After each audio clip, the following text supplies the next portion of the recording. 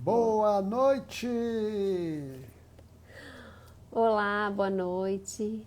Estamos aqui começando mais uma live. Volta às aulas. Volta às aulas com segurança para para os professores, para os funcionários das escolas. E hoje a gente está aqui com o Dr. Cecim e Sim, com o Dr. Jaime. Doutor Jaime Moraovski, boa boa noite. Só- noite, Cecim. Dr. Cecim, Jaime, você é um pediatra completo, porque você trata de crianças, ele tem que arrumar a câmera cuida dele. dos pais Ele. Ô, e, Dr. Jaime, oi, arruma a fala. tua câmera, querido. Já estamos entendendo ou O não? senhor, agora melhorou, agora sim. Bom, Estava então aparecendo o vamos lá. agora sim. De novo, de novo. Começa tudo de novo. Mas primeiro Vamos deixa eu começar falar, tudo de novo. não, não, Eu estava tá. cumprimentando você, Cecim, dizendo que você é um pediatra completo, porque você cuida das crianças, Começa de novo. também Espera um minuto. cuida dos pais ainda cuida da comunidade, se preocupa com a comunidade que você está fazendo. E tem mais uma coisa, ainda tem uma filha pediatra, dermatopediatra. Aliás, Maíse, para ser dermatologista, você sabe qual é a primeira condição? Ser uma moça bonita, né? Ser uma moça bonita não pode ser dermatologista, mas você já tem essa parte básica e, naturalmente, tem toda a competência para ser uma excelente dermatologista. Doutor Jaime, deixa eu só falar, porque na última live, né, eu fui muito acionado. Você tem que apresentar, nem todo mundo sabe quem é o doutor Jaime, nem todo mundo sabe que o doutor Jaime é o maior pediatra vivo do mundo. Ninguém sabe que o doutor Jaime fez um livro onde todos os pediatras do Brasil dos últimos 40 anos levam para fazer os seus atendimentos no consultório, nos hospitais. Então, doutor Jaime representa toda a pediatria dos últimos 40 anos no Brasil. Ele é o representante, fez um livro maravilhoso que revolucionou a pediatria. É um homem simples e é o maior e o único popstar da pediatria. E eu posso ser testemunha. Eu ando com ele nos congressos e cada 2 passos é uma foto, cada 2 passos é uma história. Então, assim, ó, se eu conheço uma celebridade, eu conheço uma, chama-se Jaime Murawski. Seja bem-vindo, a palavra é sua e o senhor pode começar a falar à vontade.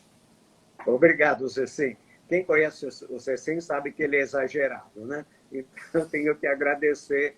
Eu realmente me dedico à pediatria há 40 anos, como ele falou, tem um livro muito usado pelos pediatras. Então, essa satisfação eu tenho muito, mas, na verdade, sou um pediatra, continuo sendo um pediatra simples, que cuida com toda a atenção das crianças.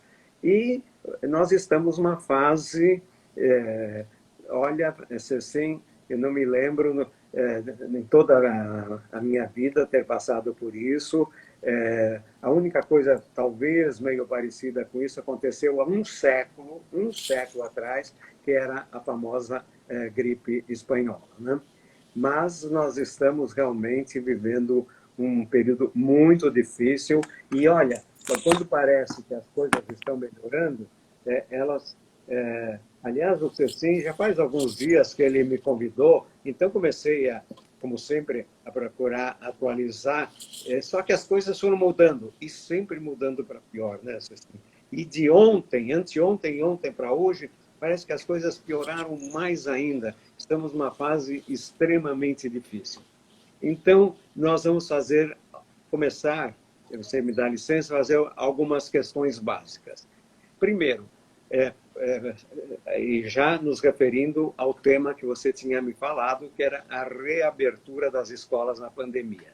Então, a questão básica, a primeira preocupação é o seguinte: as escolas abertas não podem agravar a pandemia? A pandemia já está cada vez pior. Será que as escolas abertas podem agravar a pandemia?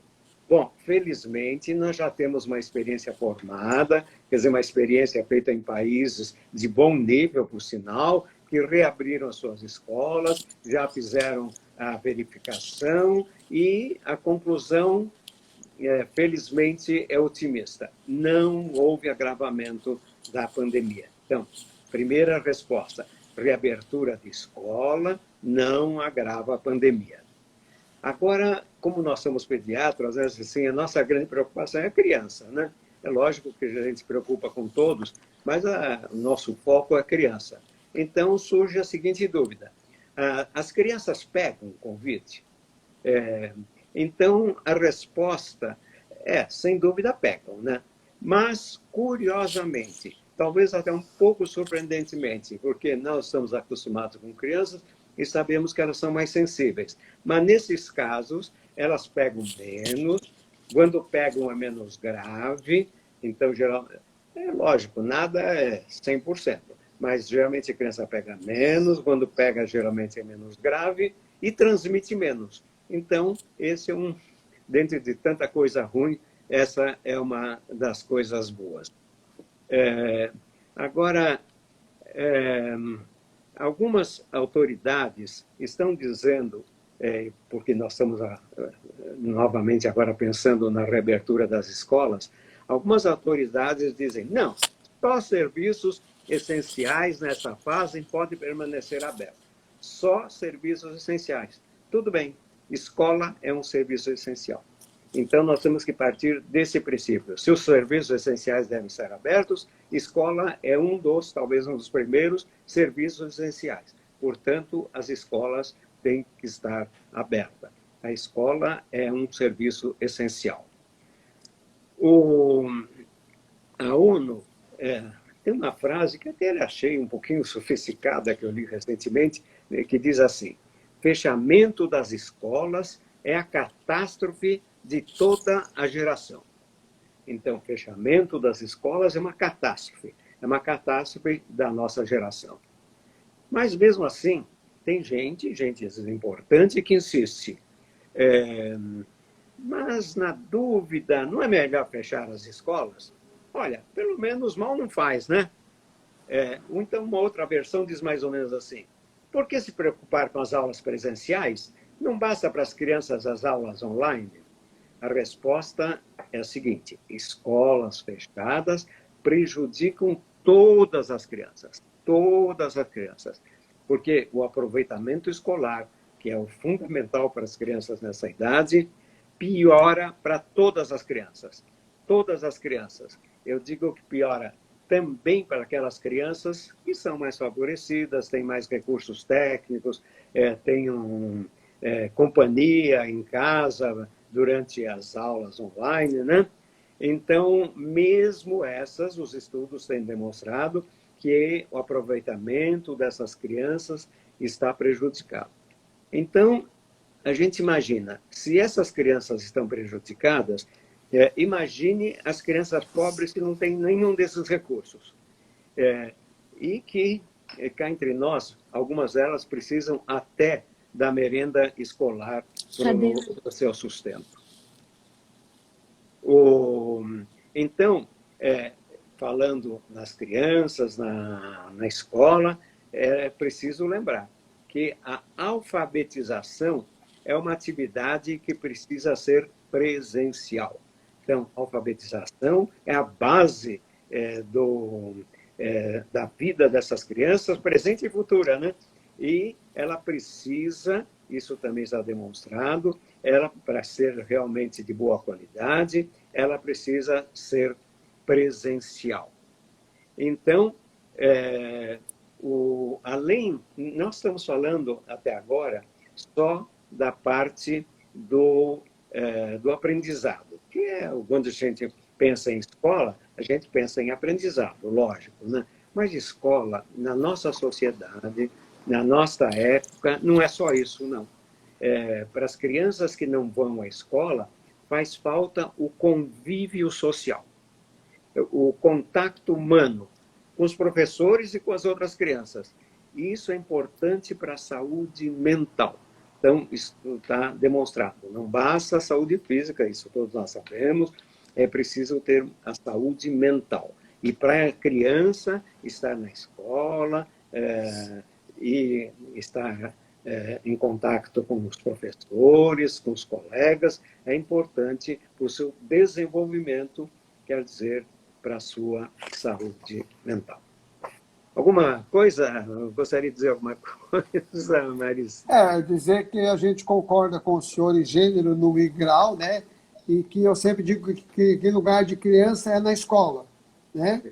Que na escola ele só tem ganho. Em casa, infelizmente, depois daqueles 3 meses de primeira da pandemia, eles têm muito prejuízo, né? E criança gosta de criança, né? E criança se espelha numa criança e criança cresce vendo outra criança, né? Então, essa simbiose, né? E esse sinergismo, criança com criança, é uma coisa muito maravilhosa.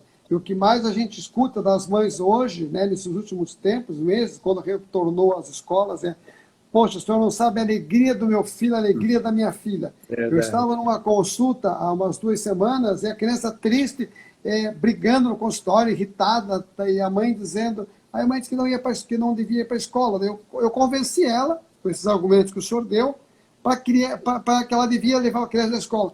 Então eu vou levar. Olha, foi instantâneo. O comportamento daquela criança, assim, mudou da água para o vinho. Essa criança ficou doce, ficou maravilhosa, ficou feliz. Então, os pais precisam entender que as crianças precisam brincar com as crianças. Criança precisa ir para a escola. Em todos os níveis teremos lucros, mais em alguns e menos em outros. Claro que quanto mais desfavorecida for a família, mais essa criança precisa ir para a escola, certo? Jaime, Pois não. eu queria só acrescentar uma coisa, o senhor falou super bem de todos os aspectos, que muita gente fala, vocês estão falando de aula presencial no pior momento da pandemia, mas é porque nós estamos baseados em estudos de mais de 20 países, né? Inclusive no nosso país, São Paulo já fez um estudo, e mesmo no pior momento da pandemia, a criança, a chance dela se contaminar é 30 vezes menor dentro da escola do que fora dela. Isso falando num local seguro, né? Protocolo que não é caro, que deveria ser aplicado, né? Com máscara, distanciamento, lavagem das mãos, álcool gel, né? Então, por isso que a gente está falando de um serviço essencial mesmo no pior momento de pandemia. Muito bom, Marice. Exatamente. Você usou 2 verbos uma hora. Gostar, a criança gosta de escola, gosta de criança. Depois, na continuação, você falou criança. Não sei se foi você ou foi você sim. Precisa, acho que foi você sim. Precisa de criança. Então, criança gosta, mas também precisa de criança. Isso é fundamental para o desenvolvimento da criança. Então, mais ou menos resumindo o que nós todos aqui falamos, podia dizer algumas coisas para pôr um pouquinho em ordem. Primeiro, a volta às aulas na nossa sociedade é um direito das crianças e uma necessidade dos pais.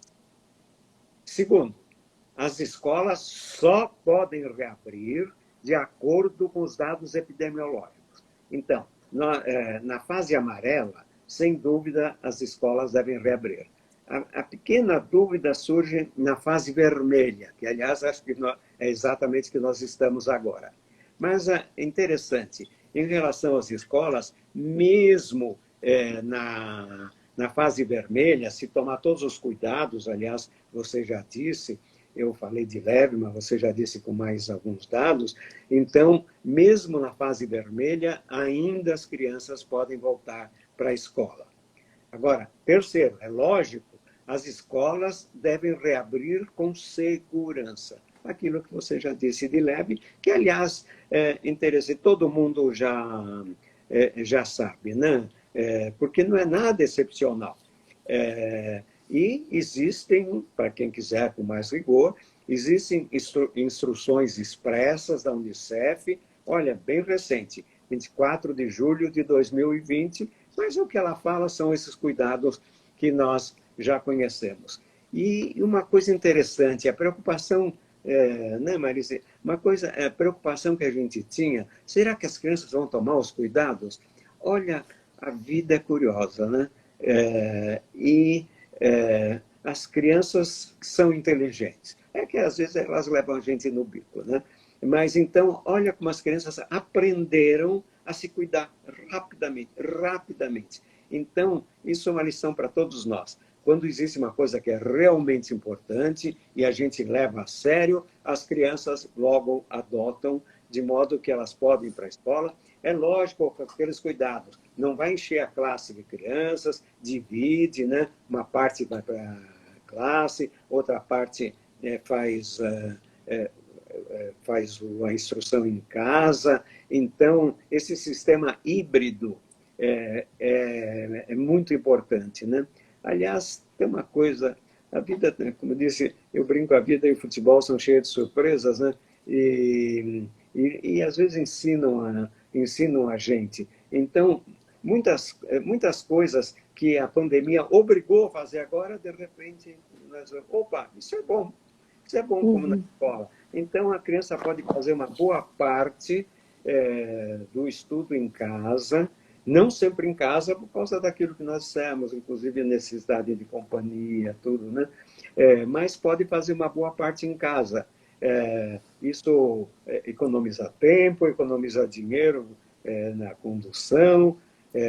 Lógico, não vai ser exatamente assim. Mas uma parte do que nós aprendemos pode ficar, aliás, eu acredito, para sempre, né? Então... Jaime, deixa eu só fazer um reforço aqui, ó. Ó, é impressionante, eu acho que você deve viver como eu, assim, o consultório, né? A disciplina que as crianças têm da máscara, né? Elas entram com a máscara, elas ficam com a máscara, elas só tiram a máscara se você mandar, independente da idade.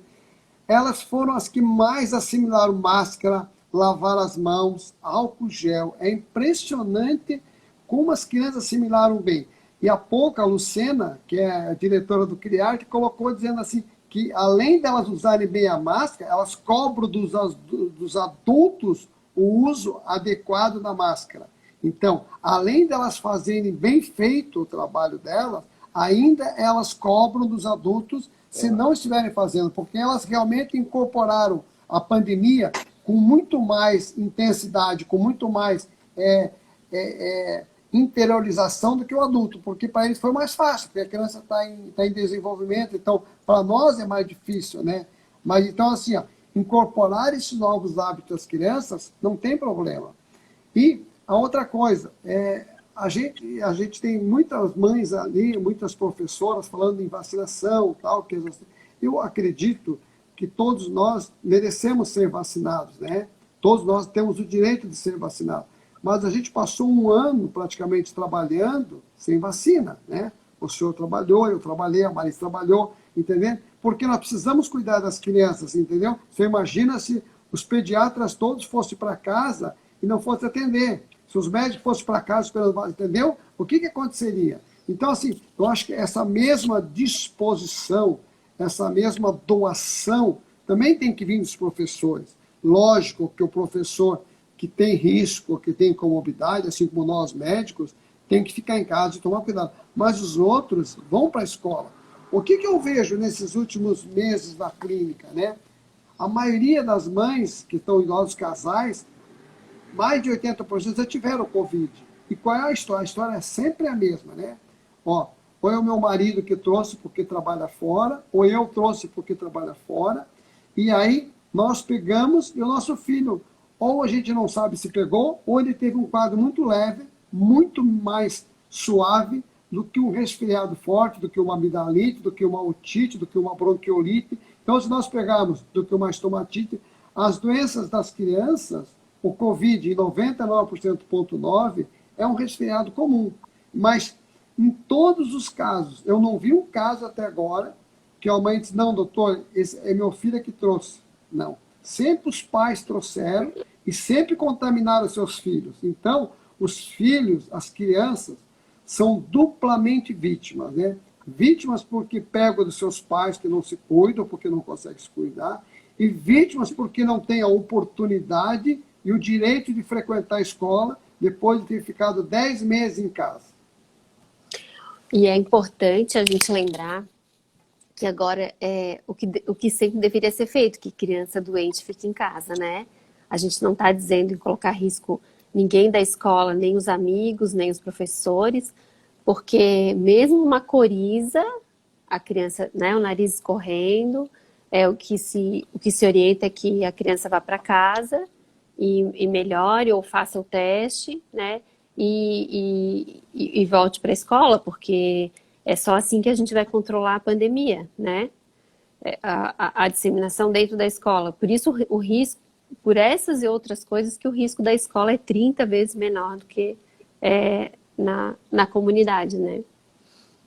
Olha, Marisa, a gente já sabia, né, como pediatras, mas tem coisa que ainda nos impressiona, porque nós aprendemos mais ainda, né?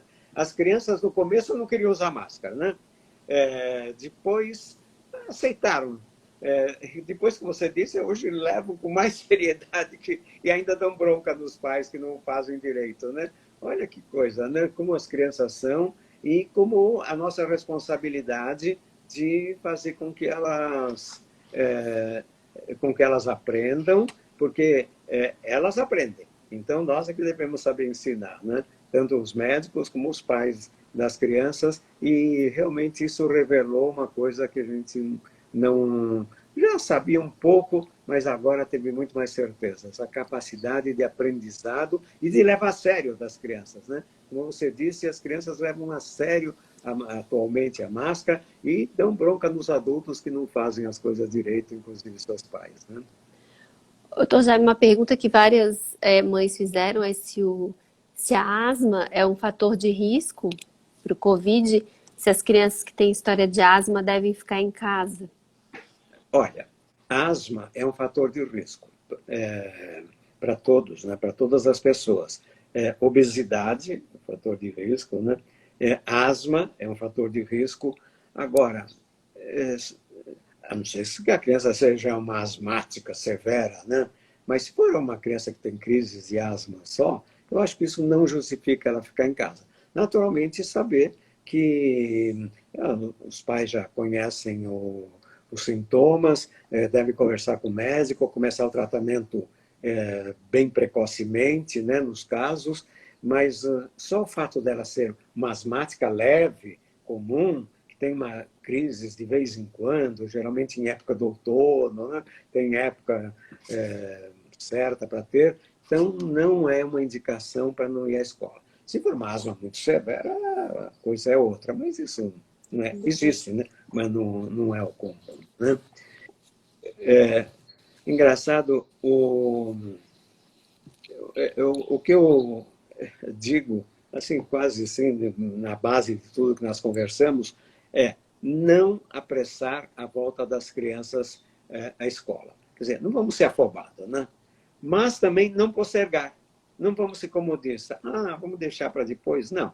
Vamos levar a coisa séria, aquilo que nós conversamos aqui. Então, as crianças podem ir para a escola com todos os cuidados, já sabendo, como nós conversamos, que as crianças não, felizmente, até de uma maneira surpreendentemente, não são o grupo de risco maior, mas também quando a criança vai para a escola, tem que continuar tomando cuidado. Aliás, o mesmo cuidado que toma em outras circunstâncias.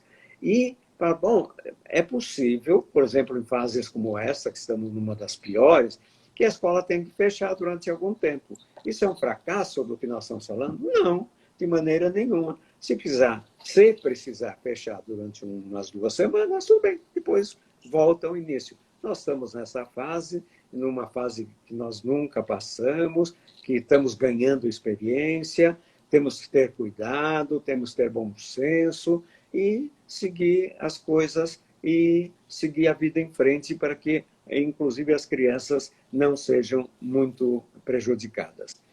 Por isso, eu também costumo dizer que cautela, sim, paranoia, não, né?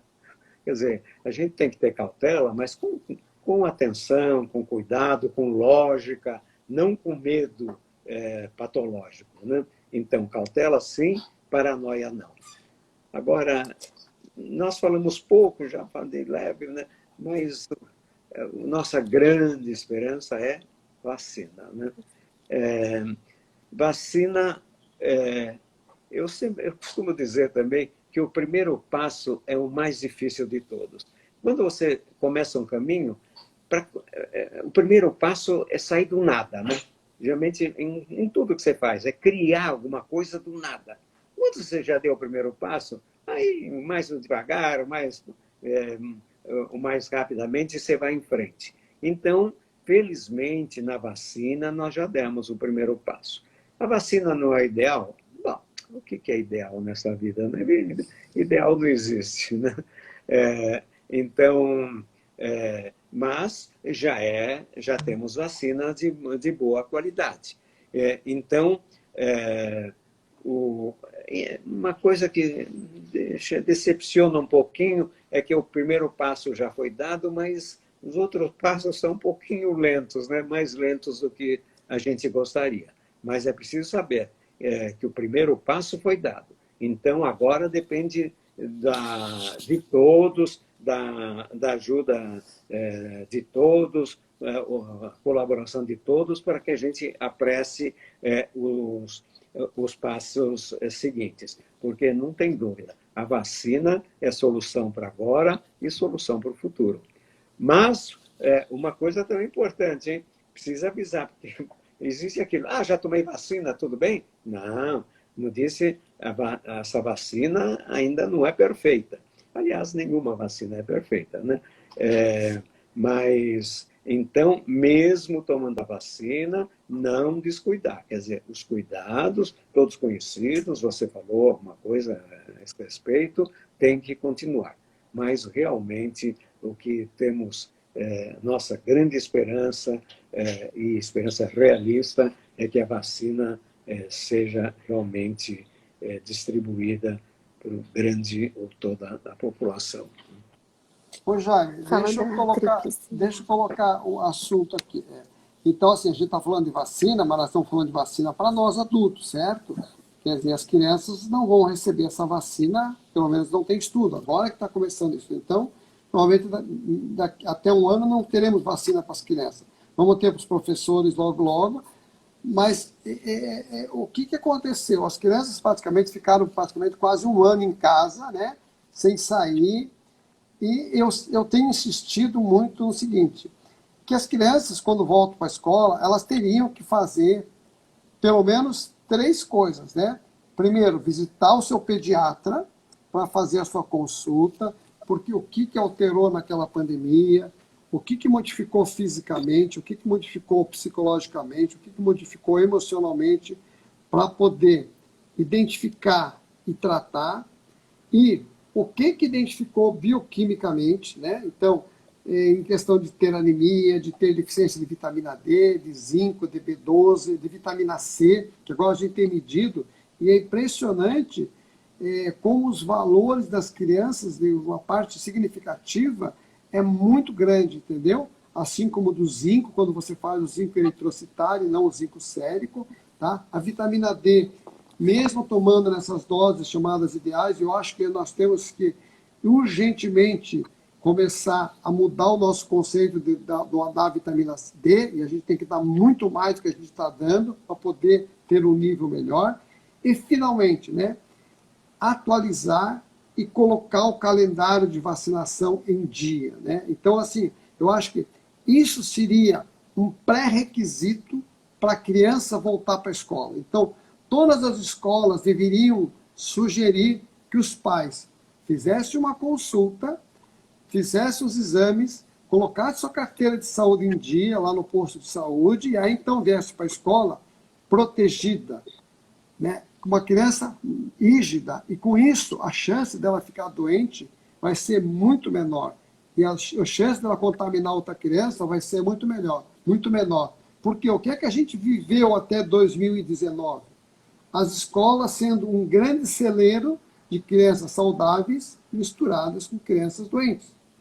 E a gente tinha semana a semana, criança no pediatra porque estava doente. Então, se os pais não lembram, faz um ano, né? As crianças não saíram do consultório. Se os pais não lembram, 2019 foi o recorde em toda a minha existência de crianças com bronquiolite, crianças que precisavam ser internadas com gravidade com bronquiolite.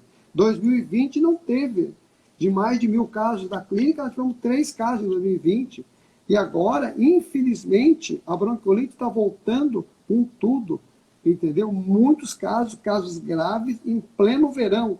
Então, por isso que eu insisto que você que é mãe, vá fazer esse screening antes, né? Consulta com o pediatra, exame e colocar a carteira de saúde em dia. Porque com os protocolos das escolas, que não pode mais uma criança doente para a escola, a chance de seu filho ficar doente, em relação ao que ele ficaria em 2019, reduziu 90%. Então, eu acho que isso é o nosso grande desafio. Convencer os pais, convencer as escolas de que elas têm que receber as crianças com o mínimo de qualidade de saúde física e mental e com a sua carteira de saúde em dia. Olha, você pegou uma coisa muito, muito importante e é muito interessante, né? Porque agora nós temos uma oportunidade de reviver coisas que eram importantes e que tinham caído, né, meio em desuso. Por exemplo, você falou bem, visita ao pediatra. É tão importante para o futuro da criança a visita periódica ao pediatra. O que acontecia algum tempo atrás? Ele está bem? Para que eu vou levar no pediatra? Quando ele fica doente, leva no pronto-socorro. Agora não pode levar no pronto-socorro, agora tem medo de levar no pronto-socorro. Olha como as coisas são, né? Então, agora lembra que deve consultar o pediatra.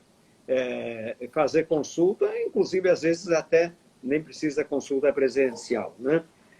Então, esse é um ponto básico, a volta ao pediatra.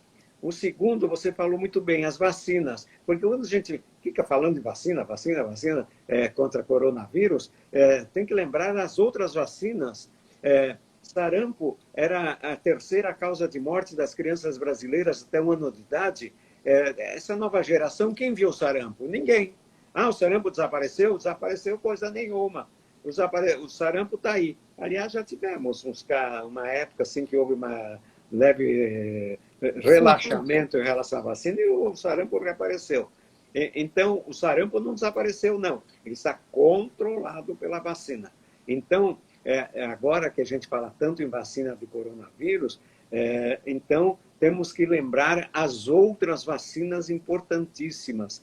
Tétano. Você viu, você é jovem, você viu casos de tétano? Que coisa um caso, que coisa horrorosa. horrível, né?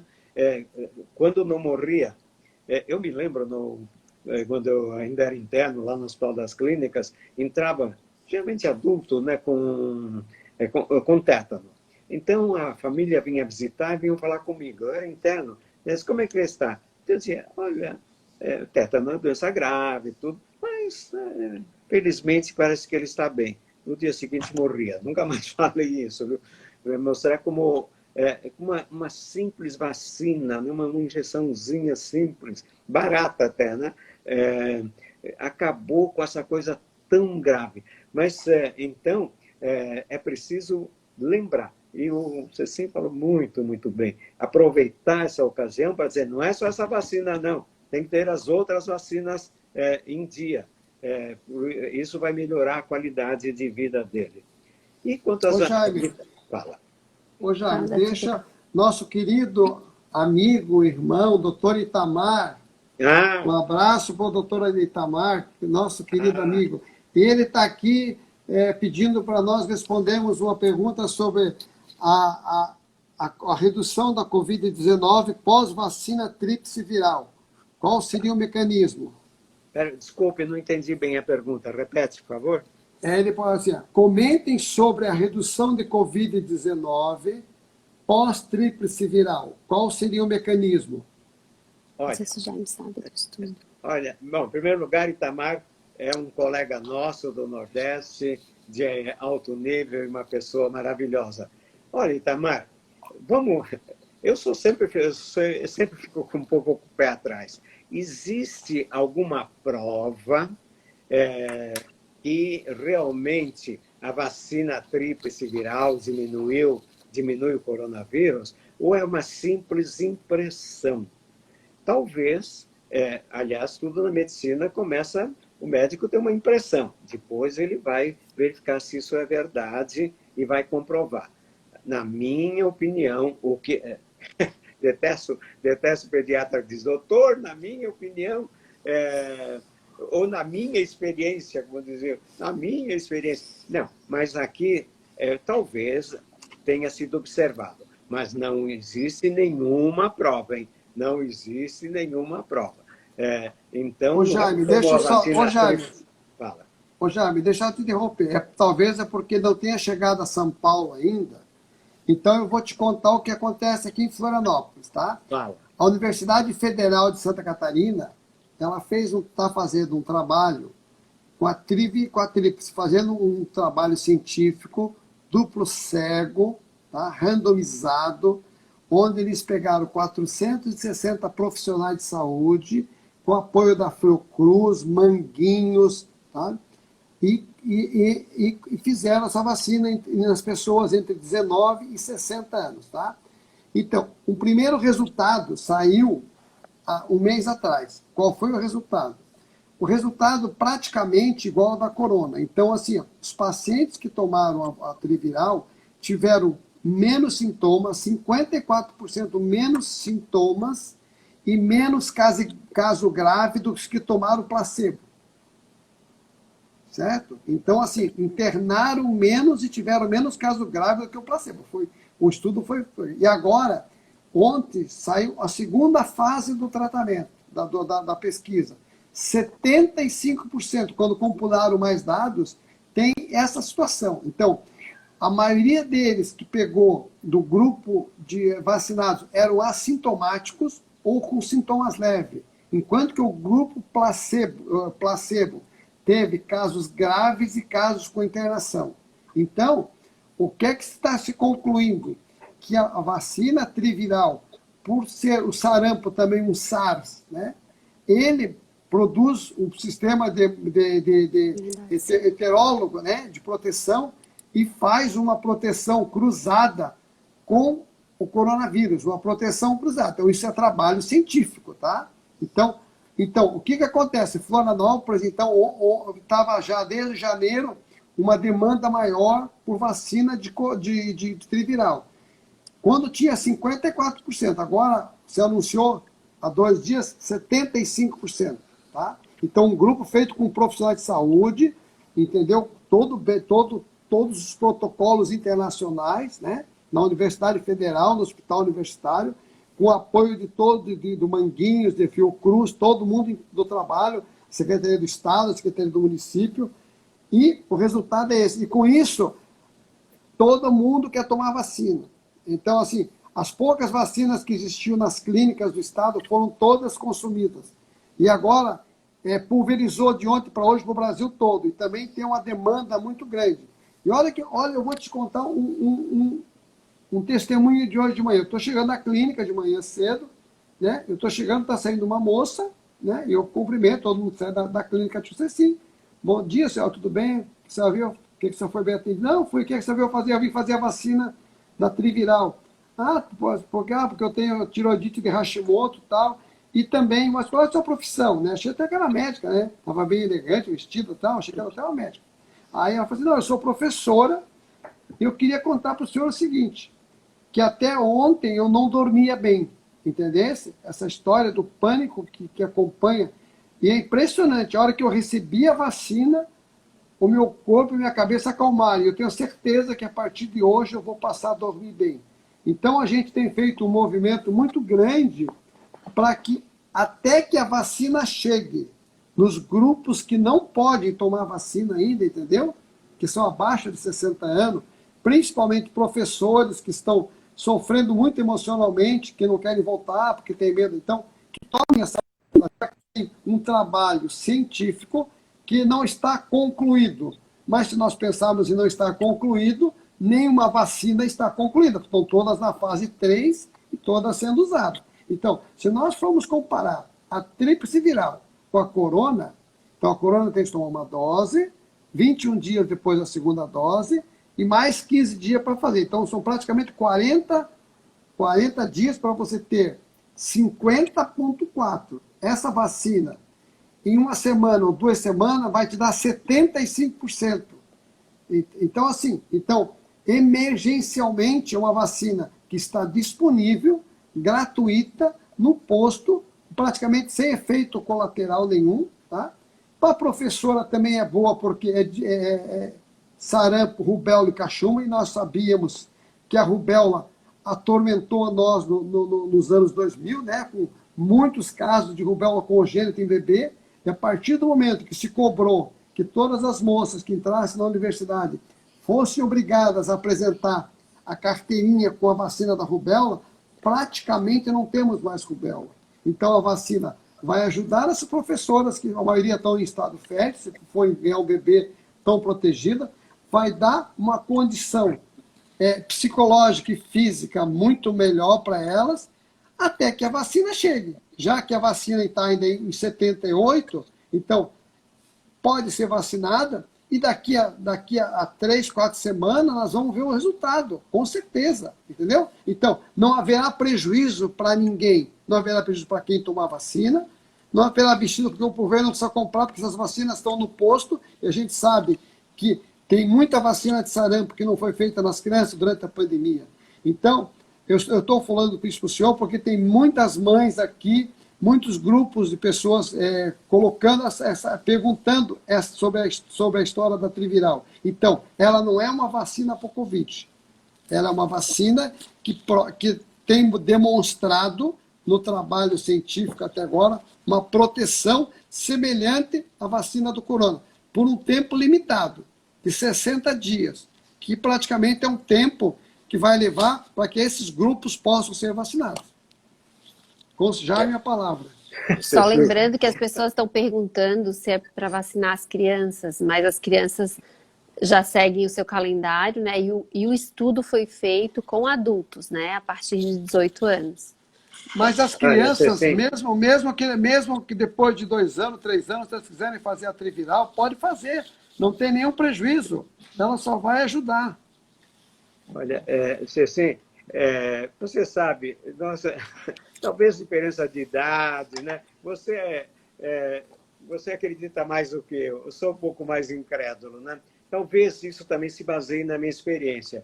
Quando, numa época, você acha que não tinha nascido ainda, a Marícia, então nem pensar, eu tratava, e aliás foi assim que eu comecei minha carreira científica, né? Eu comecei a tratar diarreia infecciosa. A bactéria chamava Escherichia coli enteropatogênica. Então, eu queria descobrir qual era o antibiótico que ia matar essas bactérias. Matando a bactéria, eu ia acabar com a diarreia, que era a primeira causa de morte das crianças brasileiras até 1 ano de idade. Aí, eu ia diminuir a mortalidade infantil, quem sabe eu ganhei o prêmio Nobel. Os primeiros trabalhos feitos de altíssimo nível científico, com todo o rigor, parecia que o antibiótico era bom. Parecia. Então, eu continuei mudando o antibiótico e tal, até chegar no caso número 1000, que era meu objetivo. Quando chegou no caso 1000, eu abri tudo, fiz análise estatística, antibiótico não servia para nada. Então, olha, não quero dizer, para aqueles que estão nos ouvindo e nos vendo, né? Graças a Deus que a gente talvez tenha, né? Quem seja, até inspiração divina, né? Um outro caminho. Mas, olha, não é para acreditar ainda. Não é para acreditar. Não vamos exagerar. Assim, vamos tomar essa vacina, todo mundo quer tomar. É bom, né? É bom. Sarampo, sarampo, catapora e cachumba, né? Então. Não, é sarampo, rubéola e cachumba. Desculpa. Sarampo, rubéola e cachumba. E tem catapora na quadra, tem razão. Sarampo, na quadra, rubéola isso. e cachumba. Então, ótimo, né? Protege contra isso, mulher proteger contra a rubéola é muito bom. Então, mas olha, é um caminho. Eu vou ser um pouco otimista. ser um pouco entusiasmado. É bom, o jovem tem que ser entusiasmado. Mas eu sou um pouco mais o pé atrás. Não que eu não vou dizer não acredito, nada, também seria um absurdo. Mas eu espero melhores resultados. Eu ainda não... É um caminho. Vamos pedir a Deus que esse caminho seja bom, né? Aliás, tem uma frase boa que eu gosto, diz que Deus faz a parte dele depois que a gente faz a da gente. Então, vamos fazer a nossa parte, fazer pesquisas com todo cuidado, com todo rigor, um número bom de casos, porque eu tenho visto trabalhos, fez em 36 casos. Faça-me um favor, né? Então, é um caminho? Pode ser que seja, mas calma, hein? Assim, ainda não dá para dizer. Quem sabe, vamos torcer, vamos até rezar para que esse caminho dê certo. Seria muito, muito bom. Mas não dá para dizer ainda. Não vamos espalhar falsas esperanças por hora. Não, Jaime, eu não estou espalhando falsa esperança. Não é. Isso não está saindo da minha boca. Isso está saindo de um trabalho feito, né, com todos os cuidados, randomizado, tudo bem certinho, certo? E aí, assim, eu pergunto assim, se temos um trabalho que está sendo feito com resultados semelhantes da vacina, que a vacina também não se fazia antes da fase 5, nós fazia na fase 3, certo? Por quê? Porque tu precisava imunizar. Não temos vacina suficiente para toda a população, certo? Aí temos um trabalho mostrando uma eficácia, tá? Temos a vacina desgraça no posto, que não vai fazer nenhum mal. A da corona ninguém sabe. Essa ninguém sabe que não vai fazer nenhum mal. Por que não fazer? O máximo que a gente vai ter é uma proteção para rubéola, para sarampo, vamos evitar uma epidemia.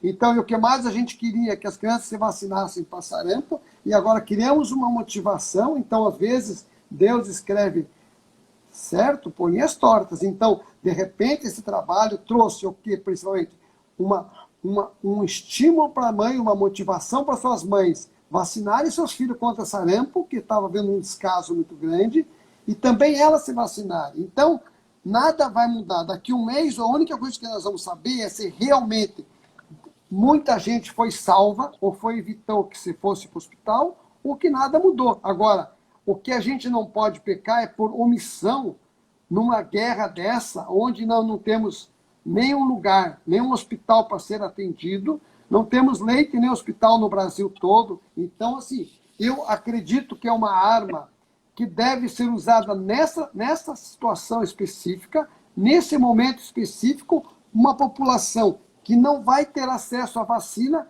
nesse momento, nem nos próximos 2 meses.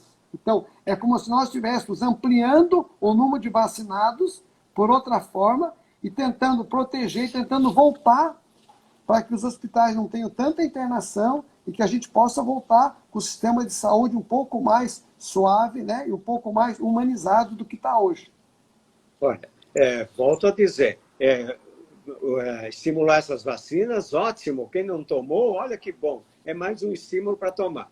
É uma possibilidade? É uma possibilidade. Tem alguns dados que mostram, como você falou, essa possibilidade. Mas não dá ainda, não tem nenhum lugar importante que já concorda que essa vacina protege. Então, tudo bem. Vamos torcer para que ela realmente proteja, mas toma um pouquinho mais de cuidado. Senão, a turma vai tomar essa vacina e pensa que não precisa mais tomar cuidado contra a coronavírus. Não, Jaime, então, nós não estamos lembre-se que precisa, os cuidados continuar. Tome essa vacina para evitar as outras doenças. Quem sabe, Deus, eu vou falar para o senhor o seguinte, mas não há provas ainda. Se esse trabalho fosse feito em Israel, ou nos Estados Unidos, ou na Inglaterra, o mundo todo hoje estaria fazendo a triviral. Como foi feito em Florianópolis, na universidade, aí todo mundo quer, entendeu? Eu acho que é isso. Quando Israel fez um spray lá, que não sei o que, você acredita também? Mas eu acho que a gente tem que acreditar num trabalho científico e tem que dar valor numa época em que a gente está sem nenhuma arma para combater o adversário. Entendeu? Então, é a única que nós temos hoje para esse pessoal que está fora da vacina. Além dos cuidados todos, nós estamos dando uma chance para esse pessoal se vacinar e, de repente, não ter uma doença grave, não internar. se não der certo, não vão perder nada. Pelo contrário, vão manter esse pessoal vacinado e, por tabela, vamos imunizar as crianças também, proteger e evitar que nós tenhamos uma epidemia de sarampo que estava muito desenhada. E que talvez essa vacina vai tirar isso. Então, assim, nós não podemos tirar essa chance de um trabalho feito sério, com Manguinhos, com Fiocruz, com randomizado, bonitinho, 460% de saúde, feito em Florianópolis, maravilhoso. E olha, nós vamos fazer uma live daqui a 2 meses para saber o resultado dessa história. E eu espero que nós dois estejamos certos, que tenha dado muito certo, que a gente tenha salvado muitas vidas e muitas internações. E que a gente não tenha mais, definitivamente, nenhuma epidemia de sarampo. Isso não tem dúvida. Sarampo é horrível, matou tantas crianças brasileiras e hoje existe uma vacina eficiente e fácil. Bom, quanto ao resto, olha, vamos falar. Existem indícios, não são definitivos ainda, precisa completar essas pesquisas, um número bom de casos, um acompanhamento, e vamos torcer todos para que realmente ela seja eficiente. Mas não exagera no seu entusiasmo, Ceci. Eu tenho uma pergunta mais light, vamos mudar o assunto. Doutor Jaime, chega uma mãe no consultório, a criança tem 2 anos, e aí ela pergunta, doutor, já devo levar na escola com essa pandemia? Com que idade eu devo começar a escola? Olha, eu diria a ela, o melhor é esperar até os 3 anos. Agora, se realmente, às vezes nós temos que ver as condições dela, né? Se realmente para ela é absolutamente necessário, então que vá tomando todos os cuidados que a gente já falou aqui. Mas a entrada na escola, o melhor é aos 3 anos, né? Se tem 2, pode esperar um pouquinho, a não ser que a mãe realmente não tenha condições, você não pode exigir dela, né? E um assunto que é sobre a idade do uso da máscara. Não sei se o senhor viu que tem, né, algumas coisas controversas, assim. Então, claro, quanto menor a criança, é mais dificuldade, né? Crianças de 2, 3 anos. E a gente viu que a ONU colocou a máscara a partir dos 6 anos, né? Baseado nos trabalhos dos países que reabriram as escolas já desde o início, aqui a gente, né, a Sociedade Brasileira de Pediatria colocou a partir dos 2 e acho que isso não chegou a mudar, né, no nosso país. O que o senhor tem para... Eu recomendo a partir dos 5, 6 anos. Uma criança de 2 anos não precisa, não consegue e não tem nenhuma vantagem usar. Nenhuma vantagem na criança de 2 anos. A partir dos 5, 6 anos começa a ter vantagem usar. Começa a ter vantagem, a partir dos 5, 6 anos. Antes disso, não há necessidade, a criança tem dificuldade. Agora, como disse, hoje em dia, algumas até usam e até gostam, né? É uma farra. Mas 2 anos, de maneira nenhuma. Antes dos 3, de maneira nenhuma. Idealmente, a partir dos 5. 5 ou 6. Porque o prejuízo, né, não é só no desenvolvimento, é na fala, né? As crianças que estavam usando máscara estavam tendo uma regressão na fala, na articulação, porque elas precisam desse olhar, né? Essa articulação, esse olhar de boca, né? Da linguagem, né? Os surdos estavam sofrendo muito, porque eles têm a linguagem dos sinais, né? Então, a nossa otorrina diz que os pacientes surdos dela e mudos estavam sofrendo muito porque eles perderam a linguagem de sinais com a máscara e não conseguiam mais, não podiam ter a leitura labial. Puxa, então, nem isso também pensei prejudicava demais, entendeu? Eles estavam sofrendo demais porque eles não conseguiam mais ler o que as pessoas estavam falando para elas por causa da máscara, entendeu? Olha, muito certo. E aquilo que nós dissemos, realmente, você disse muito bem, além de ser desnecessário, pode trazer problemas. Então, criança pequena não precisa de máscara, a partir dos 5, 6 anos, sim. Antes disso, não há necessidade e traz todos os problemas que você citou aí, né? Uma mãe colocou que a escola, a criança tem 6 e a escola não exigiu. É porque o protocolo da ONU é a partir dos 11, né?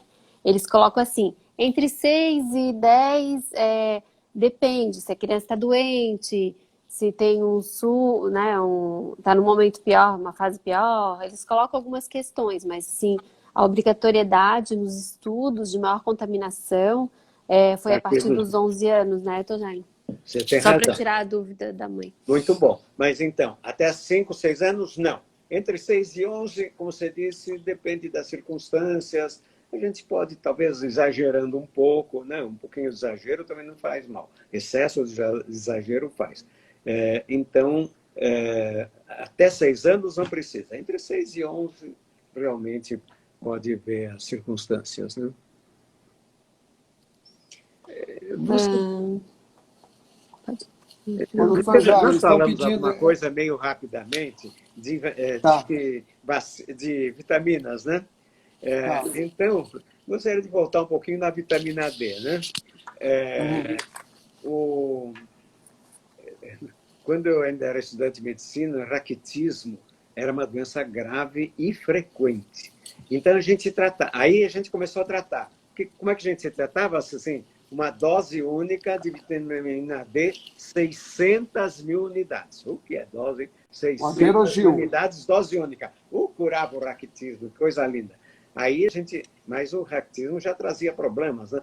Então, a gente percebeu que o ideal era evitar o raquitismo. E descobriu que uma dose pequenininha no caso é 400 unidades, né? Que dado no nenê logo após o nascimento, evitava o raquitismo. E o raquitismo praticamente desapareceu, né?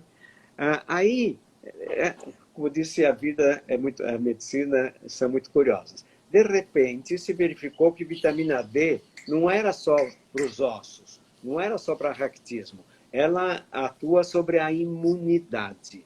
Então, se verificou que todos nós, a vida inteira, devemos tomar vitamina D, porque ela é importante para a imunidade. Então, a criança começa com uma dose pequena, essa dose de 400 unidades, para evitar raquitismo. E atua também sobre a imunidade. E depois que ela ficar maior, então começa a tomar aquela dose maior que adulto toma e deve tomar para o resto da vida. Fora disso, aquilo que você falou, vitamina C, zinco, ferro, também são úteis, né? Doutor Jaime, o tempo passou muito rápido, né? Passou muito rápido, eu já estava com saudades de vê-lo. Eu só queria dizer para a nossa grande audiência, a nossa maravilhosa audiência muito selecionada que está ali, né? Que as nossas conversas entre eu e o Jaime, elas são no nível científico, não é pessoal. Pessoal, nós somos quase sianeses, eu e o Jaime. Olha, somos realmente amigos e irmãos, tem toda a razão. Entendeu? Mas então, assim, discute, exatamente. Não vamos concordar com tudo, não perde a graça, né? Esses dias eu peguei o telefone para ligar para o Jaime falou assim, tu tá ligando para mim, mas eu tô aqui falando para ele ligar para ti. E já foi mais de 2 vezes. Olha, isso aconteceu exatamente assim, viu? Que coisa. Então, Nós assim, temos uma ligação muito grande. E essas discussões, olha, espero que o público perceba que essas discussões são exatamente para elevar o nível e para a gente também não deixar aquela coisa um pouco ingênua. Tem uma coisa certa e uma coisa errada. Infelizmente, nem tudo é certo ou errado. Então, a gente precisa, e até muda de opinião, né? Conforme o tempo vai passando, às vezes a gente muda. Então, tanto que a gente fez um acordo de vinho, de saúde a todos que estão com saúde. Né? Como é que você fala na tua língua? Como é que você fala? L'chaim significa a vida. Então, é um brinde à vida. Vida. E eu acredito que a ciência, né? A ciência ela só cresce realmente quando você se posiciona com argumentos, né? E depois você deixar um tempo passar para saber quem tem razão, né? Então, assim, ninguém sai matando ninguém. Simplesmente é assim, né? Eu sempre disse que o tempo é o amigo e o inimigo da verdade, né? Então, às vezes a pessoa falar uma coisa, hoje daqui um ano, viu? Então, eu tinha razão ou não tinha razão, né? Então, eu só quero dizer que eu e o Jaime, apesar das nossas discussões fervorosas, né, porque ele é judeu e eu sou árabe, então a gente vai ter esse Olha, amor, mas nós vamos ter posições muito enraizadas, nós dois. mas que se o mundo fosse assim, né, a ligação entre judeus e árabes fosse essa, só discutir coisas, mas olha, vamos fazer o possível, fazer a nossa parte e pedir que Deus faça a parte dele para que esse mundo melhore, inclusive, basicamente, no relacionamento entre árabes e judeus, que seja como o nosso, né? É verdade. Então, Jaime, a gente já estamos a 1 hora e a gente gostaria que você fizesse tuas considerações finais para as mães, para as professoras. Eu acho assim que a gente, muito mais do que falar das crianças, acho que a gente deveria falar para quem comanda as crianças, né? Que são as mães, os pais, né? E as professoras, que acho que estão num momento muito difícil da vida delas. Eu acho assim que a profissão que mais está sofrendo, entendeu? E eu vejo isso, né? Elas estão sofrendo, elas estão inseguras, elas estão com muito medo, entendeu? A pandemia botou muito medo nelas, assim, sabe? Eu acho que a gente tem que dar uma palavra para as mães, mas também para as professoras, que eu acho que as professoras, eu acho que o médico e a professora estão no mesmo nível, né? A gente cuida da saúde e elas cuidam da educação. E saúde e educação andam de mãos atadas e lado a lado, porque uma coisa não funciona sem a outra. Então, eu acho que a gente merece, né, e deve uma ajuda, uma conversa para as professoras, né, um apoio para elas, né, para melhorar essa segurança delas e estar junto com elas, né, nesse momento difícil da vida de todos nós, mas delas principalmente. Então, como o Cecim disse, nessa fase, tem alguns cuidados que todos nós já conhecemos. Felizmente, não são até cuidados muito difíceis, né? Então, não relaxar nos cuidados. Eles são os principais. O Cecim, Marice falou, o uso de máscara, lavar as mãos, evitar contato com multidões, né? Olha, Cecim, se a gente se encontrar, nós não vamos poder nos abraçar agora, que é uma pena, mas no futuro próximo, se Deus quiser. Então, tomar esses cuidados. Escola para criança, com todos os cuidados, sim. Nós nem falamos, graças a Deus, né? Mas já se falou em remédios horrorosos para a Covid, sem nenhum valor. Então, precisa tomar cuidado com essas ilusões. Algumas coisas que a gente ainda não tem certeza, mas são aquelas coisas, como você sim disse, mal não faz e é bom para outras coisas, mas também nada de muita ilusão por enquanto.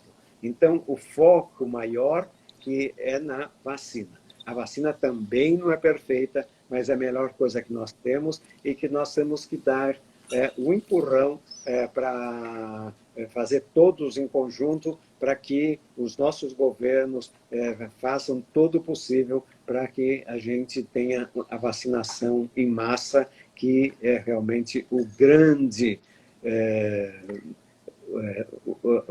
objetivo e o grande recurso nós temos para acabar com o Covid. Acabar em parte, né? Porque isso vai durar muito tempo, mas pelo menos reduzir bem. Obrigada, doutor Jaime. Obrigado foi um a prazer. Obrigada por todos que participaram.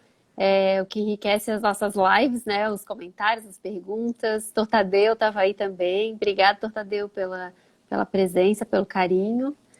Vocês são maravilhosos, grandes pediatras. Parabéns. Então, até a próxima. Espero poder ir logo para Florianópolis. Amém. E realmente, né, a nossa audiência foi uma audiência muito qualificada, né? E a gente teve o Dr. Jaime, que nos deu uma sucessão de ensinamentos, né?